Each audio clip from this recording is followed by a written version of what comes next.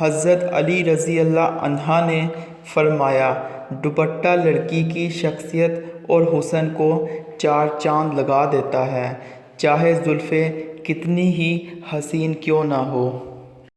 دھند اور محبت میں ایک چیز مشترکہ ہے، وہ یہ کہ سب کچھ سامنے ہوتے ہوئے نظر کچھ نہیں آتا۔ وقت گہرے سمندر میں گرا ہوا ایک موتی ہے جس کا دوبارہ ملنا ناممکن ہے۔ زمانے کا کام مشکل میں ڈالنا ہے اور اللہ کا کام مشکلوں سے نکالنا ہے۔ انسان امیدوں سے بندھا ایک ضدی پرندہ ہے جو گھائل بھی امیدوں کی وجہ سے ہوتا ہے۔ جب ضروریات پوری ہو جاتی ہے تو لوگوں کا لہجہ بھی بدل جاتا ہے۔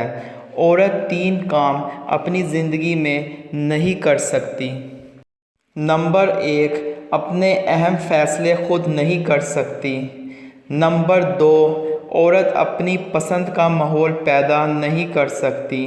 نمبر تین، عورت خود کو بے گناہ ثابت نہیں کر سکتی سوائے اللہ کے معاملے میں۔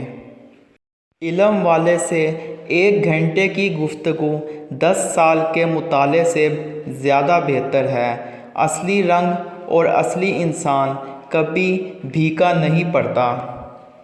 مخلص ہیں تو مختصر ہیں، مطلبی ہوتے تو ہجوم ہوتا۔